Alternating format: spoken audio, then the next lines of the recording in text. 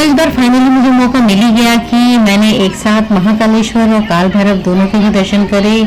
तो जैसा कि आपने मेरे पिछले ब्लॉग में देखा था कि मैं गई हुई थी इंदौर शादी अटेंड करने, और उसके बाद अगले ही दिन मैंने यहाँ की करा ली थी बुकिंग, वीआईपी बुकिंग करा रखी थी मैंने महाकालेश्वर की।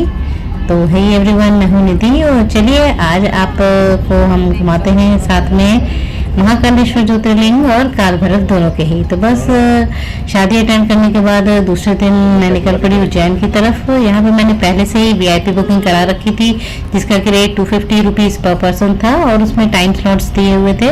तो हमारा टाइम स्लॉट था 1 से 2 बजे का, तो उससे पहले मेरे पास टाइम था। तो बस मैं सबसे पहले मैं चली गई काल भैरव के दर्शन करने के लिए। तो बस जैसे ही हम मंदिर पहुँचे, काफ़ी तड़कती धूप थी, बहुत गर्मी थी, और बस यहाँ पे हमने कुछ पूजा का सामान लिया और उसके बाद हम मंदिर में लाइन लगाने के लिए चले गए। काल भैरव जी के मंदिर में बहुत ही ज़्यादा रश होता है, बहुत ही लंबी लंबी लाइन होती है।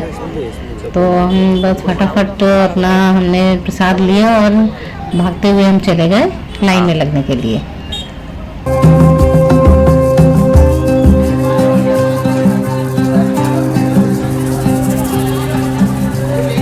हमने जहाँ टैक्सी थी वहीं पे हमने अपने चप्पलें वगैरह उतार दी थी, और अंदर आके देखा तो अंदर भी काफ़ी प्रसाद मिल रहा था, बट हमने बाहर से ही ले लिया था। तो बस इस तरीके से हम धूप में लाइन लगाने के लिए चलते गए। बस लकीली हमारी लाइन चलती जा रही थी, मूव होती जा रही थी, तो बहुत ज़्यादा देर खड़े नहीं होना पड़ा। फिर भी हमें पूरा दर्शन करने में 2 घंटा तो लगा ही था। बट यहाँ लोगों का जोश इतना ज़्यादा रहता है कि धूप बिल्कुल पता नहीं लगती है। और ये काल भैरव जी का मंदिर बाहर से ही दिखता है, पुराना मंदिर है काफ़ी, और काफ़ी मान्यता है।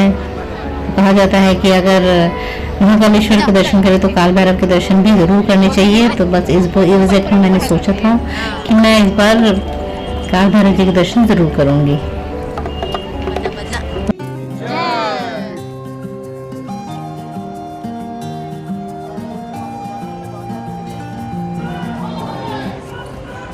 बस पहले यहाँ पर जो है मदिरा वगैरह चढ़ाई जाती थी, बट अभी उज्जैन में बंद हो गई है यहाँ पे लिकर्स वगैरह। तो बस हमने यहाँ से प्रसाद लिया और बस लाइन में लग करके हम लोग अंदर मंदिर की ओर पहुँच गए। काफ़ी रश था, काफ़ी लोग लाइन में लगे हुए थे। तो 2 घंटा तो मुझे ऑलमोस्ट लग गया था, और गर्मी में बस इस तरीके की भीड़ में मैं घुस गई मंदिर के अंदर। दर्शन मुझे काफ़ी अच्छे हुए थे, क्योंकि जितनी देर मैंने प्रसाद चढ़ाया उतनी देर मुझे थोड़ी देर खड़े होने को मिल गया था। बट अंदर इतनी फ़ोटोग्राफी वगैरह अलाउड नहीं थी, तो मैंने अपना कैमरा बंद कर दिया था। बस मंदिर में हमने प्रवेश करा, भीड़ काफ़ी थी, तो बस शांति से मैंने दर्शन करे। बजाओ बजाओ। और फिर दर्शन करके हम लोग निकल गए बाहर। तो बस हमने यहाँ पे दर्शन करे, और दर्शन करने के बाद फिर हम कैब में बैठ करके निकल गए महाकालेश्वर के दर्शन करने के लिए। तो उस दिन कार्तिक का मेला था, काफ़ी रश था, और इतनी भीड़ थी कि हमें यहाँ पहुँचने में काफ़ी टाइम लग गया, जबकि दोनों मंदिरों के डिस्टेंस मुश्किल से 2 किलोमीटर ही होगा। बस हमारी वीआईपी बुकिंग थी, तो हमें यहाँ पर गेट नंबर 1 से एंट्री करनी थी, तो हम लोग फटाफट निकल गए। और ये पूरा जो कॉरिडोर है काफ़ी बड़ा है। इसको यहाँ पे वैसे तो गाड़ियाँ वगैरह चलती रहती हैं, बट हम लोग पूरा पैदल ही हम लोगों ने पूरा इसको घूमा, क्योंकि काफ़ी मंदिर है, काफ़ी सुंदर बना हुआ है ये श्री महाकाल महालोक।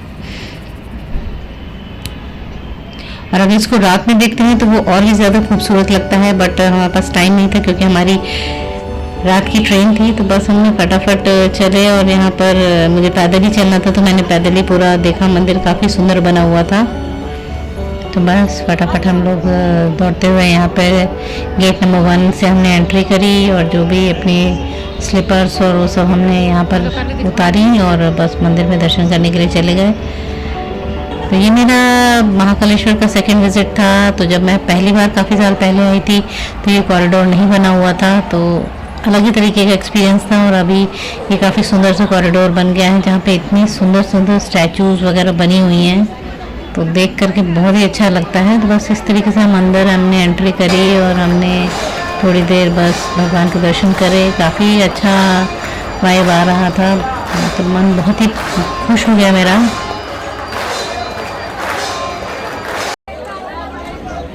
यहाँ पे मैंने वीआईपी बुकिंग ली हुई थी, तो मुझे दर्शन करने में ज़्यादा टाइम नहीं लगा, मुश्किल से 45 मिनट्स में मैंने यहाँ के दर्शन कर लिए थे। तो ये अच्छा है कि यहाँ पे अगर पहले से वीआईपी बुकिंग कर लो तो फटाफट दर्शन हो जाते हैं और बिल्कुल भी परेशानी नहीं हुई। बस इस तरीके से दर्शन करके यहाँ पर प्रसाद के भी अलग अलग काउंटर्स थे, तो हमने जा कर के यहाँ पे प्रसाद भी लिया और इस तरीके से दिन में ही पूरा कॉरिडोर घूम करके प्रसाद देते हुए मैं वापस बाहर आ गई। तो अगर इंदौर जाते हैं तो बिल्कुल यहाँ तो कॉरिडोर में ज़रूर दर्शन करें, बट बेटर है कि अगर वीआईपी बुकिंग करा के आएँ तो आपका जो है काफ़ी आसान हो जाता है यहाँ पे दर्शन करना।